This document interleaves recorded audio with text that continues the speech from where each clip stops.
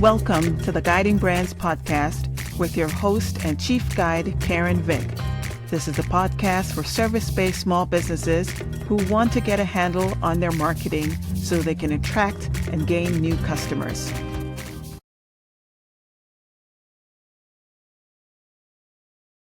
Right.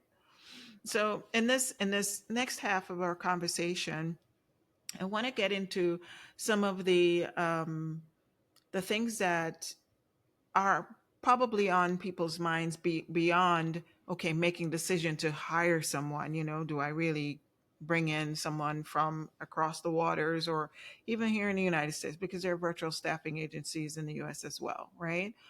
And it's concerning, security systems, and we touched on scaling a bit.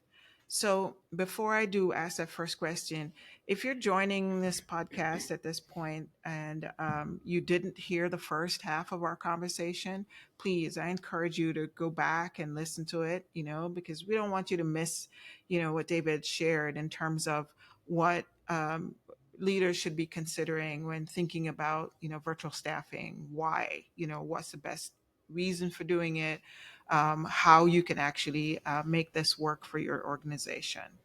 So the first question I want to ask is security. Right now, I mean, my phone, I get every single day, I'm sure you do too. You get these text messages and you get phone calls every day from people you don't even know where they are. And so security is a big deal for organizations when you're thinking about nonprofits and their donors, their data. You're talking about money. If you're working with an organization that deals a lot with finance and you're having someone from, another country or even down the street working for you, you have to pay attention to these things. So how do you address data security in your world? Well, first of all, there's no sure things with data security, whether it's U.S. based, internationally Yep, based, or however it is. What true. we often recommend for organizations, they have their own internal cybersecurity and different security protocols, antivirus, anti this, anti monitoring systems, and things inside their platform. So that's more just for the virus, the cybersecurity Yep. side of things that if they hire somebody, regardless, they implement their technology to their particular systems. As far as bad actors go, which I think is maybe more what this question is, a lot of times what I've found, and we've found in the insurance business, I said for 10 years, we've had over 50 plus virtual assistants. We've had zero significant data breaches or bad actors stealing information. We have a ton of client information that has not been a problem. I think when I think about it and have thought about it and explained it to clients, one of the reasons for that is our recruitment and screening process. So we have a team in the Philippines who are very, very high level recruiters. So when you say, hey, I want this person with this skill set and this role, we go out to a lot of different platforms, but then we have two layers of interviews that they go through, as well as screening and making sure that their references are accurate. So a lot of the platforms where there can be problems is when you try to go and do it yourself and weed through a group of 20 applicants and it's your first time or you don't have the skill, because there's a lot of cultural nuances. Our team Hmm. in the Philippines, who's Filipinos who have done this for years, they have that like spidey sense or sixth sense that says this is probably a really good trustworthy person, and they're going to go through a couple of interviews, a personality assessment. They're then going to interview with the client. So there's a number of layers of screening that goes in, and very rarely do we have somebody who like turns out to not be what we thought. It happens, like there's outliers, but it's very rare. But I think it's a testament to the process and the level of expertise that our team has to ensure they're finding great people with high levels of integrity and track record. Okay. So, well, you know, confidentiality is a big deal. We talk about HIPAA compliance. If you are an organization dealing with medical details, files, those kinds of things.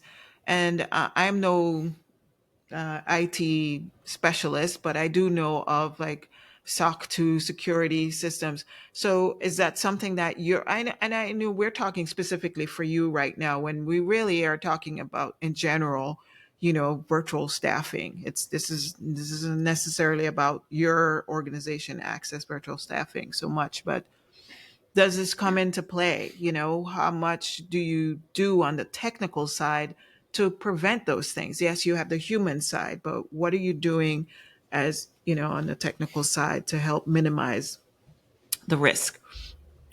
We're not like HIPAA experts or legal experts, so we defer to the client's expertise. So they need, if we're talking HIPAA as an example, we would defer to their expertise. They would need to figure out, is this something that they can do for their business? There are a lot of businesses that need to be HIPAA compliant that do outsource talent overseas in a number of different locations. So it does happen. There are protocols that need to be followed. We don't champion as being the experts in those protocols because it's not our like lane of focus or genius, but that's what we would recommend is you need to do your kind of your research for your business and whatever those requirements are, and see if this is a fit. More times than not, we had a law firm that wanted to see, because we found somebody who had a law degree out of the Philippines who could do documentation work, and so they did their due diligence up front to say, hey, could we have this lawyer join our business? Could they work on some of the cases that we have that we want them to work on and provide documents with? And the answer ended up being yes, but they did their due diligence up front. I wouldn't pretend to be a legal expert that could say yes or no, because I'm not a lawyer and I don't know the US law code as well as some of our clients would. And so we often say, up to you to kind of do some of that scrutiny, and then we'll go find the people that fit what you're looking for. Interesting. Okay. All right. So you get past those points. You've made the decision to hire access or any virtual staffing. What does the onboarding process look like, on your end? Yeah, well, do you want me to go through the initial client screen Yeah, you don't process, or have to just go how through the they? whole thing. You don't Yeah, have to do the whole thing, but what does it look like, in terms of reassuring, the organization that's hiring your staff, and moving them through the process. If you yeah. can just Well, describe we that we for get us. really clear on who they're looking for. We find that person, they interview, they decide that's the right person. At that point, on our side, we onboard them onto our systems and our protocols. So there's a time doctor system which they log into. So that's tracking their hours. It's also tracking their screen. So we do on our side a regular check at a very high level to say, is this person doing work, or are they playing video games or watching YouTube? So we'll do that as a courtesy to our clients as part of our service. We're tracking screens. If they have any questions or concerns, we can go much deeper. So that's something. We're monitoring hours, we're monitoring screens. It's an integrity check on behalf of the client, and that's a service we provide. Not all firms are providing that, so that's one kind of differentiator. We then invoice based on those hours. We also, I check in on the front end, or any one of our client account managers will check in on the front end with the client. How are things going? Do you need some support? How was the first week? Like, we have a regular cadence of making sure that clients on their side are handling any transition, especially if they're new to virtual staffing. And then on the back end, our team internally is also reaching out to the virtual assistants. How are things going? Do you need some support?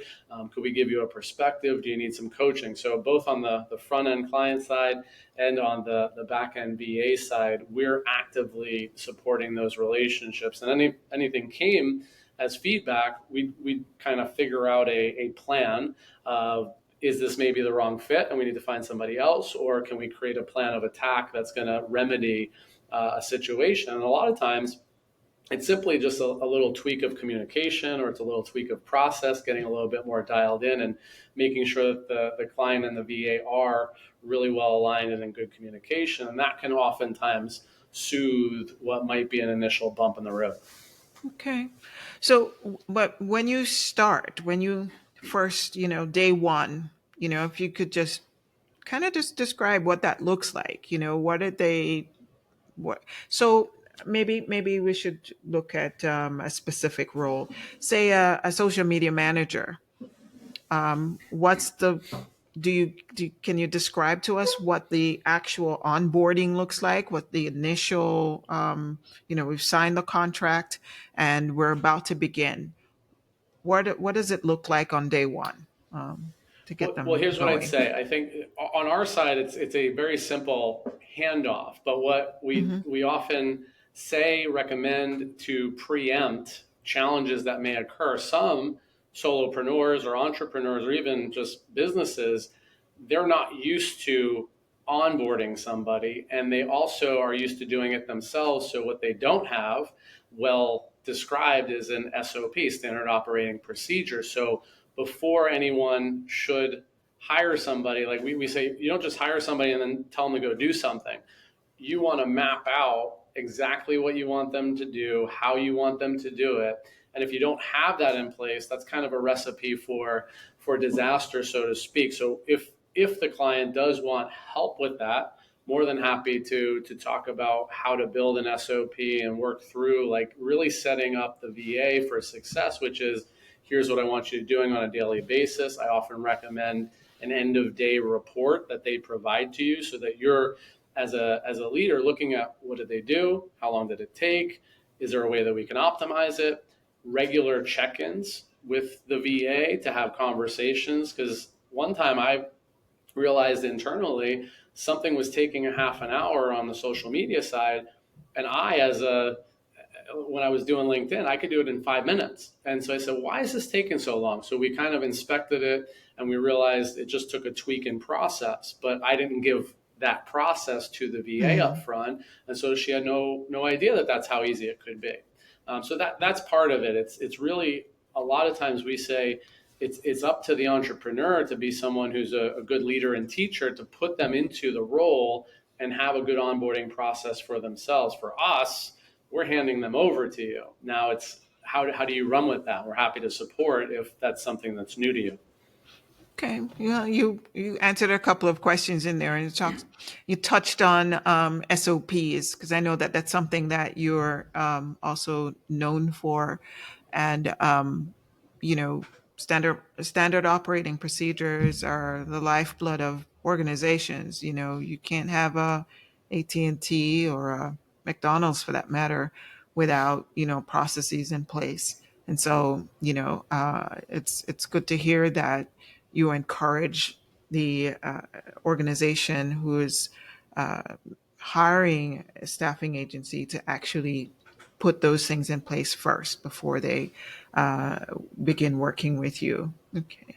And And what I'll mhm. say, and I don't know if you're going to ask this question, but one of the things that myself guilty as charged many times is most of us as leaders are really good at doing the things ourselves, but when we Mhm. actually have to document it and put it in place for another, that's challenging, and sometimes it's a lot of new ground for us too. So one, you might get some support for that, whether it's with us at the onset or a coach or something like that, or a service that helps you document SOPs. Because I heard this from Alex Hormozy, and he's a high level marketer. He's written a lot of books on marketing and sales and lead and business success and all these things. He said, don't put it on your employees when things go wrong. Like, you take responsibility for that. You figure out how to do it right, and then you figure out how to document it so it's foolproof for somebody else to do it right. And if it's Mhm. not being done right, it's one, you're not inspecting it well. Two, you didn't write a foolproof SOP. So it's easy for us to point fingers at others when it's not being done, but do we take responsibility for setting them up for in many cases, success that is possible, but sometimes we as leaders, it's challenging to transfer that. Mhm. Okay. Makes sense. And that leads to one question I have around mindset. Um, what mindset shifts do you do you think leaders need to make internally, because you talk about the cost being so much less expensive, and there can be a mindset that, what, this is just cheap labor. They're not using them to their full ability or full extent. Have you ever come across that, where you have a client in one of your staffing clients, and you recognize you've done that audit, that those check-ins, and you're realizing that this virtual staffee could actually be doing a little bit more for you? Have you ever run into those scenarios where you've actually, guided them to make better decisions Oh and yeah, and I change the think, way that they think about, virtual staffing? Yes. well, yeah, and the first word that came to mind as you started asking the question is the word delegation. Like, delegation's a great word. Like, get things off your plate, have somebody else do them, but it's not an easy skill, especially Hmm. if you haven't done it and you're not used to doing it. Like, conceptually, it's easy. Like, get rid of that stuff, give it to somebody else. But the actual process of delegation, as we said, like, can you teach somebody? Can you monitor somebody? Can you inspect and guide? As you said, guide, like using that word, like how are Hmm. you at guiding people? And a lot of times what we found is when we see, because the time doctor thing I said, like we'll see if there are VAs that have idle time and we'll flag it and we'll bring it to the client's attention. But a lot of times they're not looking at what the VA is doing, how much time it's taking them to do they have enough on their plate, and could they be doing more? So when you get really good at monitoring, measuring, putting in KPIs, key performance indicators, and really digging into their performance, now you have something that you can kind of improve upon. But if you're just going blind and you're like saying, they're probably going to figure it out, that's again a recipe for not a Disaster. good outcome. Yeah. Right, right. So I take it that you have like account managers who work between the virtual staff member and the client, correct? You have somebody that's actually managing those processes, or maybe having a group of organizations that they manage as account managers. Do you have anything Well, like that? we know, like if I'm handing if you're hiring a VA, it's Hmm. like you hired somebody and they're working in your office. So we're not managing the person that's working in your office. It's really up to you as the company that hired the person. They're now your worker. They're your employee. So we're not managing them and account managing them. I said, No, is that what you meant, or you meant? I think at a higher level. So you'd have one virtual staff member who works with. Do they work with only one? I guess that's the question. Because if they work with only one company, one organization, then that's one thing. But if they're working with two or more, is there a director level, then someone who is actually seeing what's happening, or not necessarily seeing everything, but checks in, ensure that things are running smoothly between the organization and that virtual staff member? Do you have something like that in Well, place? we that doesn't come up very often because what we do Okay. recommend is that you hire a VA for full time. So it's a full time employee with one organization I and they're see. performing the specific role that you hired. We do have some that split time just because of the nuance of part time and things I like that. see. So they're clocking in for that client, they clock out, they clock in for the other client, they clock out. So it's still no different though. It's up to the client to monitor their performance. We'll do some sanity checks. We check in with them individually and say, how are things going? Is everything going okay? Check in with the client. Is everything going okay? So we are doing a check-in I process, see. but we're not actively monitoring I their see. tasks and their responsibilities. That's really over to the client. Yeah. I see. Okay, that makes sense. So I gather from all of this, from this conversation, that uh, getting and hiring a virtual staff member through your organization is not a difficult process. You reach out, you have a conversation around what your needs are, and then you match someone, you get someone to match or try to fit that role that they're looking for. And sometimes I know there are leaders who don't necessarily know what they want. They know they need help, but they don't know how to articulate. So you help them figure out what role would be best for them. Do you do that? Yeah, I mean, any conversation I'm having with somebody, it's like a consult, and I've done a lot of executive leadership coaching, a lot of different optimization strategy and things inside of organizations. So that will come out in a I conversation. see. It's like, I'm overwhelmed. Okay, well, where are you overwhelmed? Where are some of the pain points? Where do you not want to be doing things like? And I'll even say that before our conversation. If it's like, yeah, I want to talk to you, I say, all right, well, start to take awareness of the things that you don't like doing, of the things you want somebody else doing. And when we start to think about it a little bit more, it gets more granular. And then it's okay. And then I'll suggest things too. I'll say, well, how many hours are you spending in your email a day? Like I'm, Right. probably 2 or 3 hours. Well, that's probably at least an hour or two too many if you could figure out how to optimize that process. How many inboxes do you have? I think we did that on the business group we're a part of this week, but most people have 8 to 12 inboxes of information that they're in all the time, which prevents us from doing really focused work as individuals and organizations. That's happening to everybody inside the organization. Right. True. So, David, can you give us an example of just a brief one of a success story, from your organization, a small business that actually utilized your services and over, it's say 6 months or more, you've seen them actually succeed or they've come to you and said, yeah, this thing is working out. Give me two more. Have you a story that you can share with us? Yeah, absolutely. One of our favorite clients, it's a national ice cream distribution company local to our area in West Palm. And they started off, one of the roles was a logistics coordinator. So they have to coordinate all the shipping and a whole bunch of different logistics.